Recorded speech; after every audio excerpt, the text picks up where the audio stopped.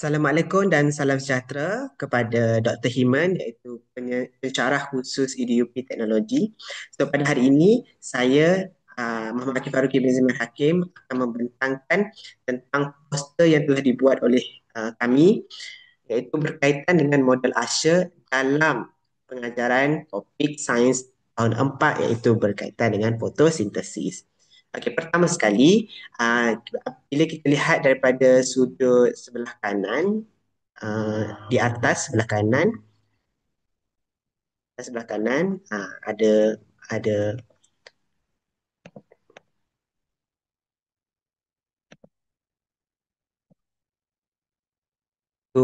tajuk iaitu model Usher dalam PDP Sains tahun 4 fotosintesis.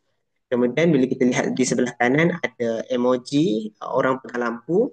So bila kita tag emoji ni akan keluar apa itu Usher. Dia akan menerangkan tentang Usher, iaitu kita tahu Usher ini satu model perancangan pengajaran yang membantu guru merancang, melaksana dan menilai PDP dengan lebih sistematik, terutamanya apabila menggunakan media dan teknologi. Saya akan terangkan juga peringkat-peringkat dalam Usher ni yang kita tahu ada 6, analyze, aid, select, utilize, require dan juga evaluate. Okay. Dan di sebelah kanan akan ada emoji, terdapat emoji macam buku. So bila kita tekan je emoji buku ni akan keluar berkaitan dengan RPH, rancangan pengajaran harian, berkaitan dengan topik yang telah dilaksanakan oleh guru untuk mengajar subjek sains tahun 4 bagi fotosintesis. Seterusnya saya akan memberikan pembentangan ini kepada Alia untuk menyambung berkaitan dengan Usher. Uh, Silakan Alia. Assalamualaikum warahmatullahi wabarakatuh.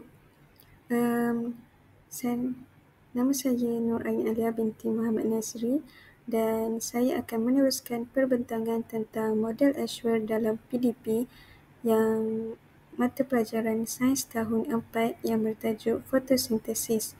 Untuk model Usher, yang pertamanya adalah A, iaitu analyze learner ataupun menganalisis murid.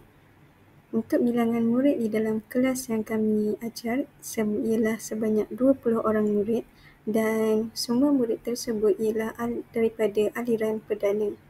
Untuk gaya pembelajaran, semua murid tersebut lebih cenderung kepada gaya pembelajaran secara visual, auditory dan juga kinestetik ataupun lebih dikenali sebagai VAK.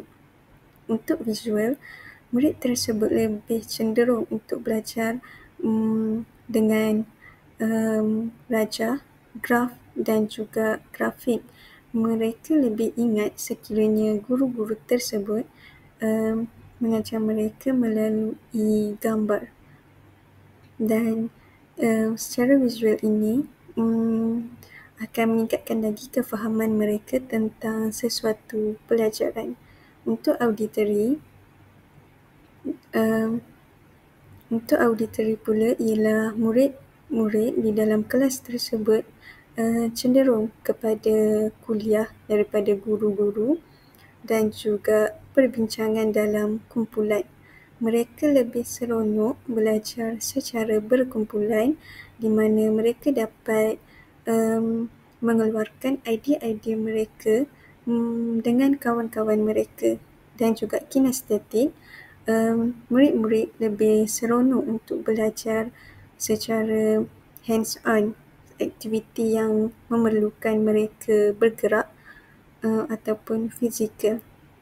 Di dalam kelas ini kita dapat lihat yang murid-murid seronok dan juga lebih faham tentang tajuk fotosintesis di mana mereka diarahkan untuk melakukan eksperimen tentang fotosintesis iaitu tumbuhan membuat makanannya sendiri. Bagi pengetahuan sedia ada, guru-guru mengetahui yang murid-murid ini tahu tentang tumbuhan membuat makanannya sendiri. Selain itu, murid ini juga tahu yang tumbuhan memerlukan cahaya, air dan juga udara untuk pertumbuhan. Tetapi pengetahuan ini hanyalah secara umum sahaja, bukanlah secara detail. Untuk yang seterusnya ialah S, iaitu state the objective, iaitu menyatakan objektif.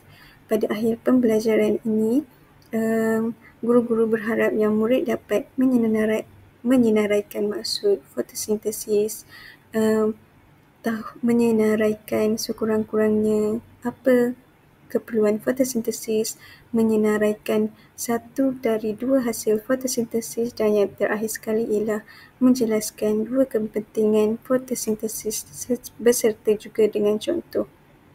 Seterusnya, saya akan menyambung pembentangan Alia tadi, iaitu berkaitan dengan peringkat ketiga dalam model Usher, iaitu Select Method and Material, di mana ini adalah berkaitan dengan pilih kaedah, media dan bahan. So, antara kaedah yang digunakan semasa sesi pengajaran ialah strategi, iaitu kaedah strategi berpusatkan guru, di mana guru memberi tunjuk ajar kepada murid secara dua hala. Okay. Kemudian strategi berpusatkan murid, di mana semasa sesi pengajaran itu berlangsung, guru akan menanyakan soalan kepada murid. Maknanya terdapat interaksi dua hala, maknanya murid berfikir berdasarkan soalan yang telah diberikan oleh guru dan berdasarkan topik pengajaran telah yang dijalankan.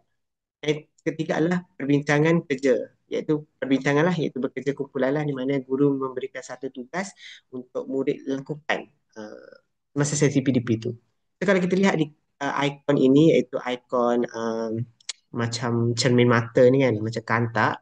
Jadi kita tekan ikon ini, akan keluar video, iaitu video PDP lah semasa guru mengajar subjek sains itu. So, untuk melihat bahawa kaedah-kaedah ini digunakan. So, boleh lihat video itu. Dan seterusnya adalah bahan dan media yang digunakan, iaitu pertama kita ada digital, bahan digital iaitu video YouTube, quizzes, AR, VR. Kemudian media cetak seperti buku teks tahun 4 dan juga visual iaitu puzzle. Untuk puzzle ni kita gunakan bagi set induksi pada permulaan pengajaran. So bila kita klik kat sini, dekat emoji ni akan ada puzzle tu, iaitu image daripada puzzle tu. Sekejap saya dekatkan, nampak ada image. Seterusnya kita beralih ke peringkat keempat, iaitu utilize media, method and material, iaitu bagaimanakah apa yang dipilih tadi di atas kita gunakan di bahagian bawah. Bagaimana guru menggunakan media-media itu. Ini adalah contoh method and media yang guru telah gunakan. Contohnya Canva, YouTube, VR, AR, buku teks, quizzes dan Scratch. So penerangan dia ada pada bila kita tekan pada Canva ni, kita tekan pada tulisan Canva, dia akan menerangkanlah, guru menerangkan tajuk pembelajaran yang dibantu dengan aplikasi Canva. Kalau kat YouTube pun sama, murid akan menonton dan menyanyi bersama-sama, iaitu lagu berkaitan fotosintesis. Apa yang digunakan oleh guru, kaedah yang digunakan oleh guru semasa sesi PDP. Ini pun berkaitan VR, AR pun ada, dan juga quizzes pun ada. Apa yang dibuat oleh guru yang menggunakan kaedah ini. Dan kalau kita tekan ikon-ikon ni, setiap ikon ni akan pergi ke satu website.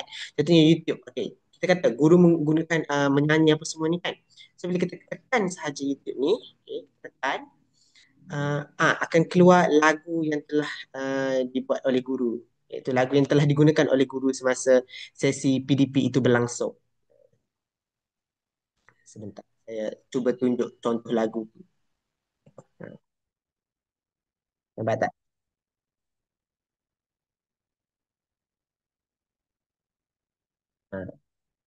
Bagi peringkat ini. Seterusnya saya akan memberikan pembentangan ini kepada Batrisha untuk menyambung kepada peringkat keempat dan kelima, iaitu required dan evaluate. Sekian, terima kasih.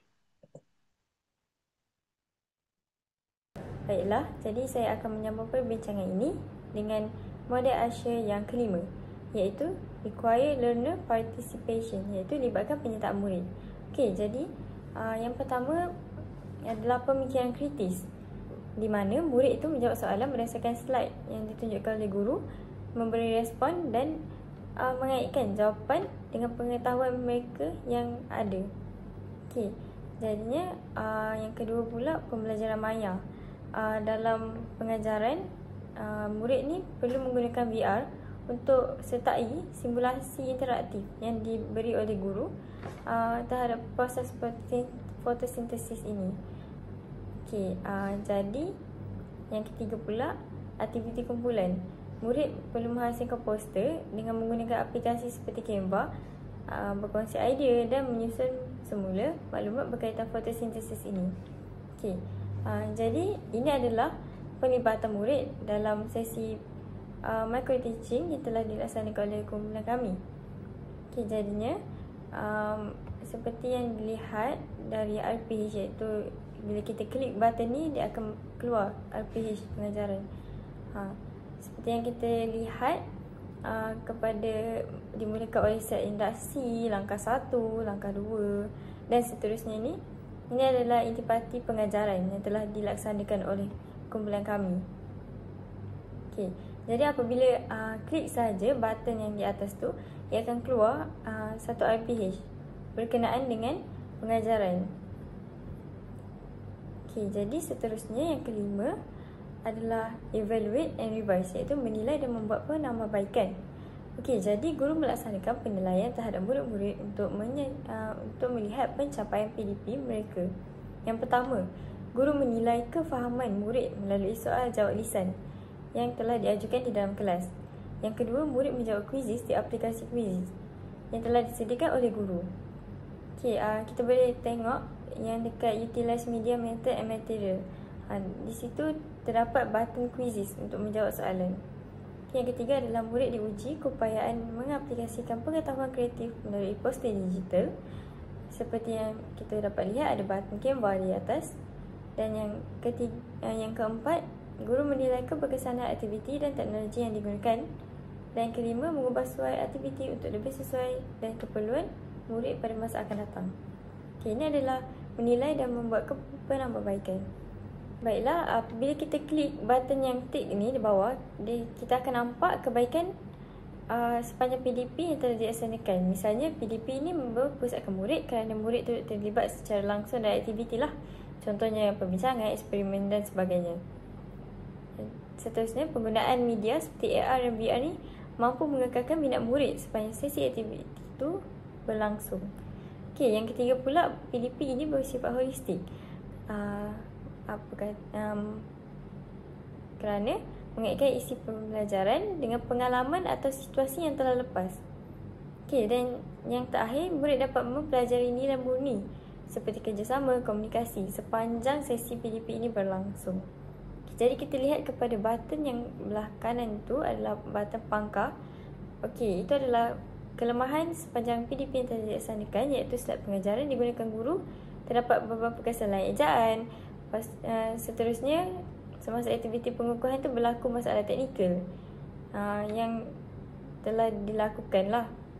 Misalnya tidak dapat akses kepada quizzes. Okey, yang ketiga adalah emoji digunakan dalam set induksi itu kurang jelas dan kurang menarik perhatian murid. Jadi, kesimpulannya, poster ini telah lengkap dengan RPH, dengan simbol-simbol yang dapat yang jelas lah. Okey, jadinya terdapat juga unsur teknologi yang digunakan di dalam poster tersebut.